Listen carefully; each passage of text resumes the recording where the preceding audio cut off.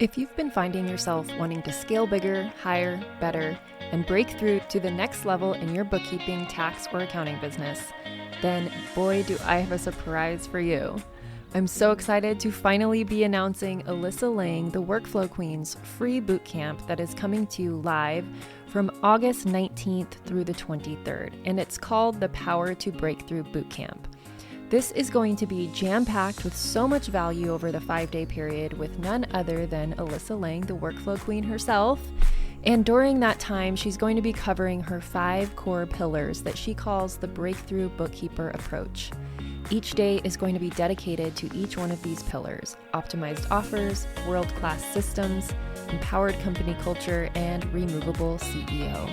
So if you're hitting a wall and feeling like maybe you can't move forward or you can't take on new clients because you don't have the right systems in place or the right team, maybe you're not really even sure where to start with hiring, then this is going to be the free bootcamp for you.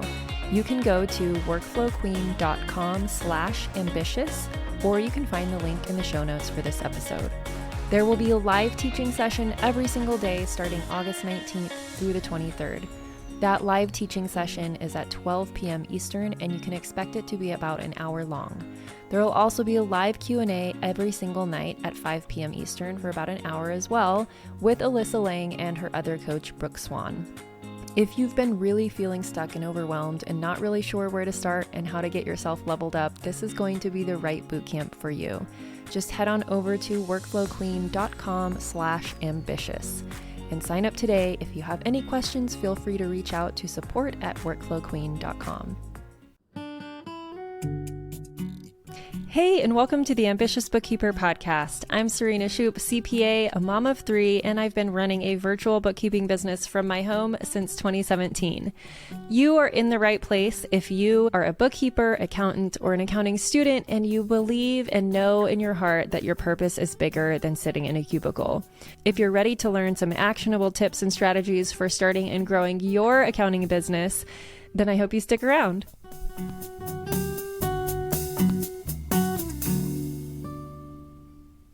Welcome back to the Ambitious Bookkeeper Podcast. Today we have a wonderful guest of ours, and she is actually a student of the Bookkeeping Business Accelerator. She's been through the workshops, and her name is Rebekah. Hi, Rebekah. How are you? Hi, good to see you. Yeah, good to see you too. And thank you so much for coming on and being willing to share your story. I think it's really valuable for others to listen to real life people and their real life experiences in doing what they are wanting to do, or, something that they're also doing, and they just want to know that they're not alone.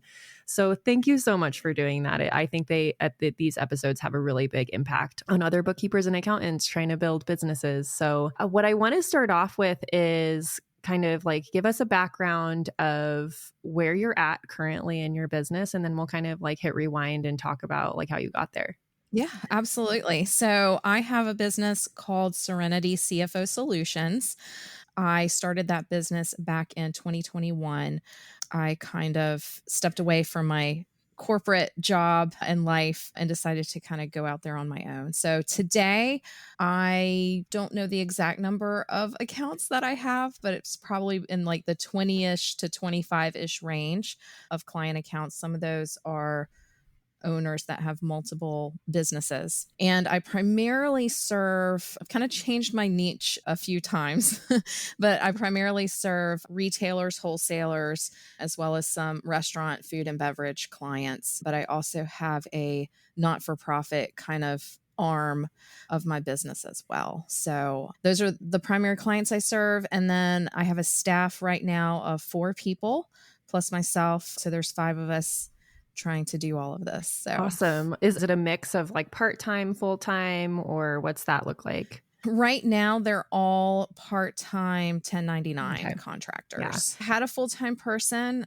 but that scenario really wasn't working out. And so I recently hired a couple more part-time people to kind of fill that role. So that's currently what I'm doing. I like to get perspective on that because I think a lot of business owners in general hear like, oh, you have 5 employees, and everyone automatically thinks that all those 5 people work full time, and they're like, oh my gosh, that's so much payroll. But in reality, No. like, especially with the way that the structure of and the cycles of bookkeeping, you don't need someone full time all month, and it's almost easier to spread the work out with a few part-time people because the workload is heavier at the beginning of the month. So I like to sprinkle that kind of stuff in so people can see like what's possible, and there's not just one way to do it. And yeah, so thank you for sharing that. Absolutely. You said that you left corporate to start your business. Mm-hmm. What was that transition like, and what was the catalyst for wanting to leave corporate? My background, I spent, I want to say 13 years in the federal government doing accounting, walking through the audit process, all of that kind of stuff. I left the federal government, went to mostly the banking industry. I spent a little bit of time in private equity, but very similar banking industry type experience. And I just got to the point where, number one, I was at a time in my life where we were moving around a lot. So every time we had to move, I had to find another job. Sometimes I had to take like a pay cut or like kind of a demotion. So I wanted that little bit of extra flexibility. And the other thing is, so the job that I was in at that time, I was also kind of just having just some struggles, and it was just a different management style, a different work environment. I was used to just like, give me my assignment, I'll get it done by the deadline. I don't need to see you every day. But like, that was just a different management style I was experiencing there. And of course, this was in the middle of COVID. So we all kind of had to pack up and get sent home. And then we were back in the office, and then we were sent home again. So it's just like, I'm like, I don't want to do this anymore. And I don't want to go find another job either. I just want to like breathe for a minute and have some extra flexibility in my life. And the main thing was the flexibility. Like, I couldn't just, I'm very involved in my church. I'm very involved in my community. My husband is as well. So like, I wanted to have the flexibility to do the things that I want to do. So the transition involved just basically me quitting my job, like with zero notice. And of course, during COVID, it was over email. So it was weird and awkward, but maybe that was better than, having to walk in and quit and like get all my stuff out, so maybe I lucked out there a little bit. I didn't have much of a backup plan. I had a couple of part-time contract gigs lined up that was going to pay the bills. I had always done kind of bookkeeping on the side. I always had somebody's books I was working on or involved with. Either I was a treasurer of something or, helping one of the nonprofit organizations I work in, whatever. So I knew I could do it. I knew I had that skill set. So I took these kind of part-time contract jobs just to kind of get started. And then I slowly just started building my profile. I went out on 2 primary sources, Upwork and Fiverr. I think I got more clients on Upwork, and that could have just been because it, for me, was easier to use and apply for various different jobs and things like that. So landed my first couple of clients about a month after I quit my job. And then it just kind of grew from there. And I started very quickly, got to the point where I'm like, well, I don't really want to do the day-to-day bookkeeping. I feel like I need to hire some help with that. So I hired one person, and then very quickly after that, hired a second person. And I've had lots of hiring and even firing and coming and going since then. So I range anywhere between, 3 to maybe 6 part-time people, like I said, just doing the regular day-to-day bookkeeping. So yeah, that's kind of how I got started. And then I found BBA, and that was very good timing for me. A friend of mine had tripped across you. She didn't even do bookkeeping. She does like marketing and other things, but somehow in her social media, she tripped across you. And after taking BBA, I was like, okay, I can do this. Like, I can adopt some or all of these principles. The templates you had were great. I could get things set up with engagement letters and things like that. And I, working in the industry, understood the need for that. So it was very helpful just to kind of have that as a resource and not feel like I was starting, from scratch, which I was, but it made it feel less painful. Yeah. So, Yeah. that's really cool. I always like to hear how people originally found me, especially since you've been in my world for so long. It's like, I don't know if it was the podcast because it was pretty new at that point or what. So it sounds like probably just social media. Yeah. I think she tripped across you, and then I started listening to your podcast. And then I was like, okay, I kind of want to do this BBA thing just to see if it will help me. So Yeah. it was kind of all of the above. Yeah. So cool. So at that point, what was like the big problem that you were trying to solve? Or were you kind of like, oh, I didn't know I needed this, but I'm glad it's here? We'll be back after a quick break. Starting a virtual bookkeeping business isn't as scary as you think. You just need to know where to start. And I'm going to help you kickstart your business in just 1 week with the Bookkeeping Biz Workshops. That's right, the Bookkeeping Biz Workshops are back for the final time in 2024. The Bookkeeping Biz Workshops are a week-long live series with daily workshops that are guaranteed to get your bookkeeping biz started on the right path. When you get clear on your goals, desires, and needs, you'll have a clear vision and a roadmap to a thriving business. This is the exact same process I've used to help hundreds of other ambitious bookkeepers just like you. Here's what you're getting inside the workshops. Before we kick off the workshops, we begin on the first day with a kickoff party where we'll meet and greet and get an understanding of what to expect for the week. Then in workshop number 1, we're going to cover what it really takes to run a virtual bookkeeping business. After this workshop, you won't be stuck in self-doubt about your abilities to run a business, and you'll have the confidence to finally get started. In workshop number 2, we're going to cover all about the tech. I know you've already been spinning your wheels on this one with so much time researching, and after this workshop, you'll be able to hit the ground running without any more wasted time and confident that you have the right tools. In workshop number 3, we're going to create a business, not a job. You don't want to leave your 9-to-5 or start a business just to have it feel like another job that you can't get a break from.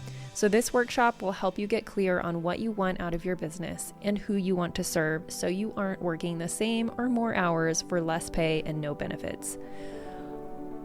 On the 5th day, we're going to have a live Q&A to give you more opportunities to get your questions answered, although I work really hard to answer questions as we go along in the daily workshops. Then you'll have the entire weekend to integrate and let simmer what you've learned over the week to come back the following Tuesday for the bonus masterclass, Selling Without the Sleaze. Chances are sales is one of your hangups. I know it was for me too. As a fellow introvert, I can help you tap into those superpowers and teach you how to begin attracting dream clients without it feeling icky. You will get access to the replays in your very own portal that comes along with your ticket, and this is where you can post your homework, connect with other bookkeepers and accountants, and get feedback to your burning questions. You'll also have a daily PDF workbook to solidify everything you're learning and to take action. The best part about all of this is it's only $27. We kick off the workshops on August 26th, so head on over to bkworkshops.online to grab your ticket. That's bkworkshops.online, and the link is also in the show notes. Now let's get into today's episode.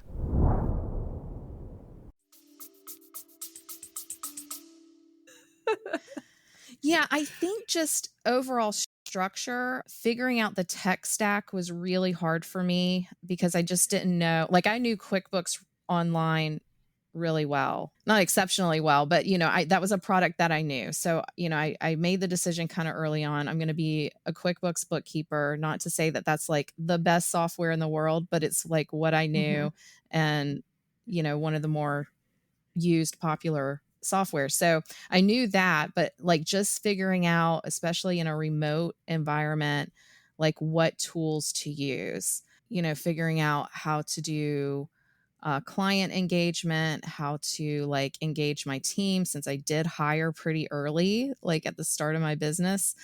How do I manage projects? How do I manage their work? How do I manage my calendar? How do I figure out how much to bill my customers? Because now I've got like 4 or 5 other people's time to track and try to figure out like okay, are they spending too much or too less time, with this particular client? So a lot of it was just getting the tech stack together to do that, because it is a lot, to get started with. And then you've got to figure out which ones you feel comfortable using and are easy to use. So I think that was probably the biggest hurdle. And then of course, hiring people is always a hurdle for me. I'm very naive. So when someone says, I'm a great employee, I go, yeah, of course you are, so I don't, I had done a lot of project management, not a lot of employee management in my career, which is odd because I did get pretty high up in my career, but never really managed a lot of people. So, doing the hiring and getting the right people has been a little bit of a challenge too. So, yeah, that's definitely one of the things that I think a lot of people come into BBA just thinking it's to help just set up the initial structure of your business. But because you get to stay in the community forever, inevitably you're going to encounter these conversations, whether it's you or someone else in the group. And it is really helpful to be aware of that. And like you, I hired really early on too. So I think it's good to have those conversations sprinkled in at the beginning of people's business and start thinking about that, because you really don't know how quickly you're going to grow or how quickly you're going to need to hire people. And I'm of the mindset of instead of just adding more to your plate and trying to increase your own capacity, just hire. So yeah, I feel for anyone listening, if you're wondering, is it a beginner's program? It's not really a beginner's program. It's all encompassing. Yeah. Yeah. And you haven't kicked me out yet. No, so. and I won't. And, Happy about that's that. the thing too, is at the beginning when I made that decision to have everyone stay in perpetually for the life of the program, I was am I going to regret this? Am I going to end up with thousands and thousands of people to support? But no, because people get to a point in their business where maybe don't need that extra support anymore, but they know they have it if they want to return to a call or whatever. But our calls are still very small and intimate. And I try to answer everybody's question in the group if other people don't answer first. But we have a really great community. So yeah. We really do. Yeah. What do you think your business would have looked like a year after you started if you hadn't found BBA? That's a good question. I think the biggest help for me was just the encouragement and to put away the imposter syndrome. Kind of. I probably would not have made some of the decisions I did so early on, or taken on the clients or the number of clients that I did without that kind of just push. I think it would have taken me longer to grow. I think it would have taken me longer to make decisions. Certainly would have taken me longer to figure out a lot of the stuff that you have kind of pre-packaged in templates and things like that. I think, and I made a lot of mistakes in my first year. I don't want to be this was a magical bullet that got me to where I made some oopsies and had to adjust and things like that. But I just felt like I had the freedom to do that and the capability to do that through the BBA program. I think my first year I probably still would have run into the same challenges, but I don't think I would have navigated them as well, if that makes sense. And it probably would have stifled my growth, at least a bit, the first couple of years. Yeah, I can probably confirm that because that happened with me. Building something and not having that safety net of other people to kind of bounce ideas off of and to help talk you through difficult situations and things like that. It really is a game changer. And I love that it gave you the confidence to maybe hire a little bit earlier or get rid of that bad client or whatever. Yeah. There's a lot of that talk in the group of this client sucks my energy, and everyone's get rid of them. But it's really nice to have those cheerleaders, And I did fire one of my first clients within the first 6 months, just because it wasn't a good fit for me. They needed somebody more hands-on. So I had to kind of sheepishly let that relationship go. And it was weird because you feel oh no, this is income I'm not going to have ever again. And then it's no, you're just replacing it with different income, and less stress. Yeah. If that's the circumstance that you're in. So yeah, having that level of encouragement is really helpful. Yeah. That's one thing that I even have to tell myself when I'm like wanting to get rid of a client. I'm like, I know that when I do this, more clients are going to come in the door like immediately. And you just have to put your faith in that. And it's like, it frees you up like energetically to accept new clients when you let go of a client that's not such a great fit for you. But it is hard to remember that, even when you've had evidence of that happening in the past. Yes. So, yeah. Were you apprehensive about joining BBA? Because I know you enrolled in the workshops in like 2021. And at that point, we had been doing the workshops for a couple years almost. So you enrolled in the workshops in 2021. And then a little while after, or maybe during that launch, you joined BBA. So was there any like hangups where you were like, I don't know if this program's right for me? Not hang up so much. It was more, I kind of want to check you out first, like I'd listened to your podcast. So I knew that you had knowledge and good things to say. I wanted to make sure this was something that I could do on my own, that I felt comfortable with it, that it wasn't just another rah, let's go, that it was actually like structured in a way. And so that's why I kind of wanted to take and I might have even had a coupon or something for the first couple of workshops. So I wanted to kind of start there. And then, it didn't take me long to be like, I should probably just join BBA and get like the full access and benefits of this program. So I don't remember the exact timeline, but yeah, that was kind of my thought process. Like I was very skeptical at first, but then it turned out to be a good move for me. Yeah, so. as you should be, and as everyone should be. And that's part of that's why I also take calls when people are thinking about enrolling. Anyone can book like a 15-minute call with me just to pick my brain or, make sure I'm real. I'm like, please be skeptical. You're not a robot. Yeah.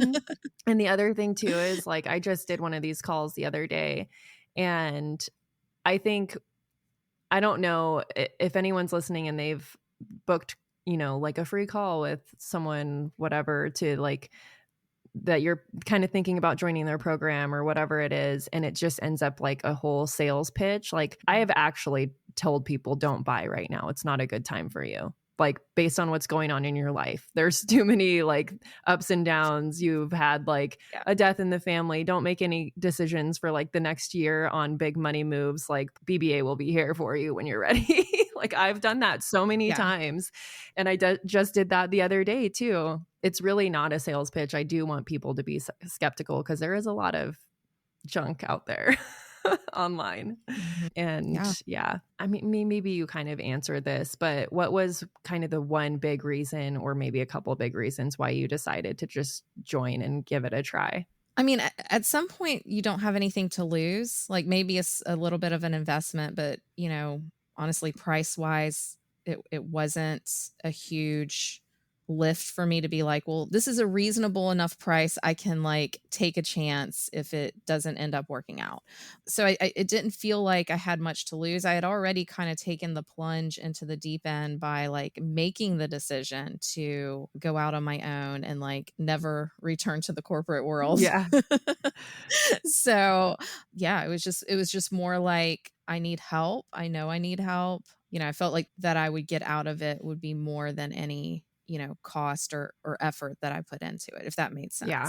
Just kind of basic analysis. Yeah. That's how I live my life, I guess. Yeah. So do I. Is okay, well, what is the upside of making this investment? The program's whatever, $1,000, $1,400, $1,500, something like that, depending on what you're looking at. And it's well, the upside is this program helps me get a client that pays that over the course of a few months, and then it's paid for itself. Right. But sometimes you can get trapped in that mindset too of doing that with multiple things at once. It's well, I just have to land one client and then it's paid for itself, but you've already kind of done that with a different purchase. So don't get wrapped up in that trap. But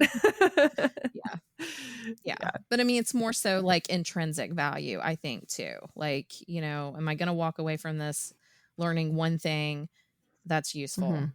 Yes or no, and I felt confident that I would get at least something of value out of it. So. Yeah, I agree with that too. And that's one of the things that I like to talk about too. It's like if you come to the workshops or you enroll in BBA and you adopt a certain mindset that then just helps you in your future, whether you stay working for yourself or you go back to corporate, like it's been worth it, right? Like the things that I've learned as an entrepreneur, if I were to ever go back to corporate, I would approach things so differently than I did when I was in corporate. And just that learning experience alone of being my own boss and learning how to manage things as an entrepreneur would help me so much in corporate. Yeah, absolutely. So yeah. If you could sum up quickly what specifically you were able to like take and run with from BBA, like one of your like quick wins that you got, what would it be? I think probably the engagement letter and various different templates, just the how do you get started with a client templates and things like that was definitely something I could just like take and run with it. And then some of the technology like Asana, I immediately started using because I'm like, I have to have something where I can like feel like I'm managing all of these different tasks. I definitely say, yeah, like the templates and the tech stack, alone are probably one, some of the easiest things to just like go and run with. And then, I mean, I think you did as part of BBA, one of the workshops is on specifically Upwork and like gaining those first few clients. That was extremely useful to me because I had heard about Upwork. I kind of set up a profile, but I wasn't sure how to use it and if I was doing it right. I think some of the things that you may have said in that workshop like really resonated. I was like, okay, this is very useful. And out of that, I probably landed my first 2, maybe even 3 clients just from, going out on Upwork, kind of structuring my proposals the way you had mentioned versus what I was doing before, which was just kind of like, okay, click. Cross my fingers.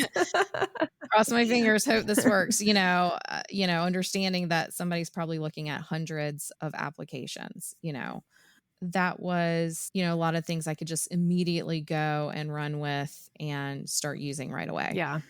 Awesome. Are you still gaining clients on Upwork or how are you getting clients these days? I still have my Upwork profile. I've kind of not used it much lately. For a while, I was actually paying for the subscription because I found it useful for a period of time, but I don't even pay for the subscription anymore. I'm back down on the free plan. Yes, somebody could go out there and find my profile, but I'm not actively going in there daily. Right. Most of the clients I've received recently have either been word of mouth. There was one client recently that posted a job on LinkedIn and I replied to it and was like, do you want an employee or do you want to try like fractional CFO or, fractional services? So, that was just kind of a random encounter, but I am trying to use social media more to like just remind people that I'm out here, I have valuable skills and that sort of thing. So like just recently, somebody that I've known for a while contacted me saying, he knew of a company that needed some help with their accounting, didn't really think of me at first, except that he saw my post on social media recently. And he was like, oh yes, Rebekah can do this. And so like he reached out to me directly, so some of it's just, I think, word of mouth, but then also like marketing myself to people I already know. Yeah. If that makes sense. Yeah. That's such a good piece of advice because I think a lot of bookkeepers are like, the social media doesn't really matter. It's not bringing in clients. And you may not realize that it might not be directly bringing in clients, but it's keeping you top of mind for people so that when they hear of someone that needs a bookkeeper, they remember you. And so that's a really great example that you actually had that data too, because a lot of times we don't know that that's what's happening because no one mentions it really. But, and they might be somebody from your past that doesn't think of you as bookkeeper Rebekah. They think of you as, so-and-so's wife or, such and such coordinator in the community or whatever. And then, when you're posting things about your business on social media, they go, oh, right, that person does that. Yeah. I should remember that for when I need somebody, Yeah. So absolutely. Now, how is your life different running your own business and successfully having 20 some odd clients than it was like when you were in corporate? Yeah. So definitely I have more time with my family. I went from commuting to a job where obviously I'm not commuting now. So that's hours back in my day. But I also only work like 25 to 30 hours a week. My goal is to get that 20 or below. Mm-hmm. And, I'm not saying that because I'm a lazy person. I just, I have a different value system, I think, now than I did like 5 or 10 years ago.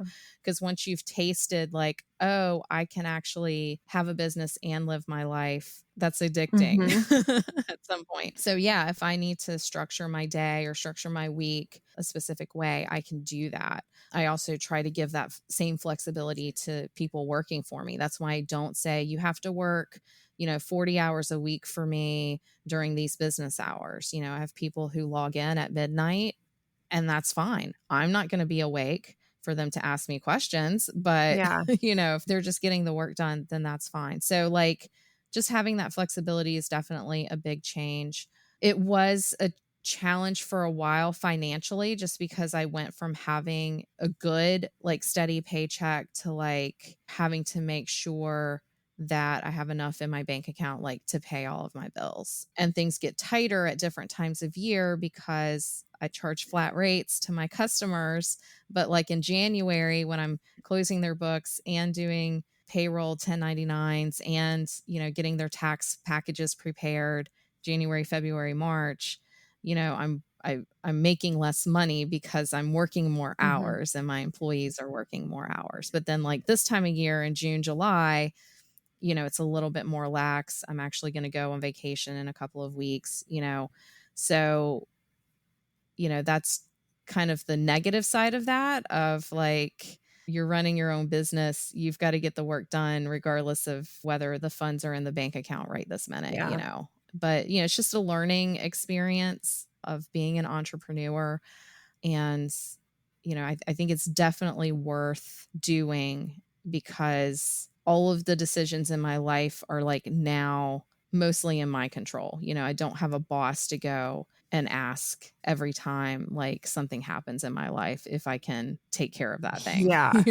That's the biggest for me too. It's like, I kind of take it for granted now, but it's just like, oh, someone wants to go get coffee in the middle of the day. Cool. I don't have any meetings. I'll meet you. Or like I told you, like we rescheduled this little podcast because I was like, I had an impromptu trip come up. So, and I'm not going to have great internet. So yeah, like just having the control of that, and like old me would have felt like really bad about it. And I still like, I'm so grateful that you rescheduled, but like old me would have been like, no, I made this commitment to like do it on this day. And like, I can't ask somebody to change it, but like, it's my business. And it's just a podcast interview. Like, it's just a conversation. We're cool.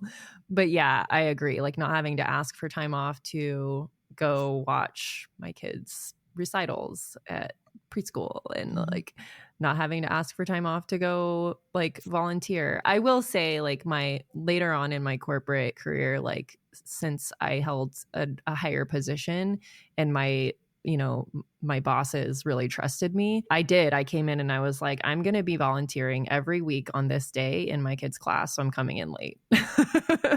But I also would like take work home with me and work like 60 hours a week. So it's like, and I was on salary. So there's that, but it's like, it's nice to not have to even worry about that anymore, of even having to have that conversation. It's just like, oh, my calendar's blocked off on Mondays and Fridays because Mondays I volunteer and Fridays are for me. Yep. So yeah, makes sense. Yeah. So what would you say to anyone who is thinking about joining the workshops or joining BBA, whether they've already started their business or not? What would you say to somebody who's on the fence? If you're on the fence, first of all, it's okay to be on the fence. You're making big, major life decisions.